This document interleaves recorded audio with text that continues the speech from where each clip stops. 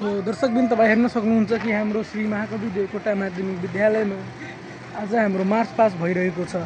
त्यहीको बारेमा आज म तपाईहरुलाई अलिकति देखाउन गइरहेको छु।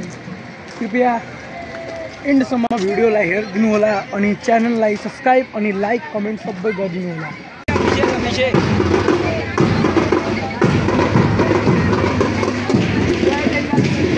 सो गाइस आज हामीहरुको स्कुलमा मार्च पास भइरहेको छ।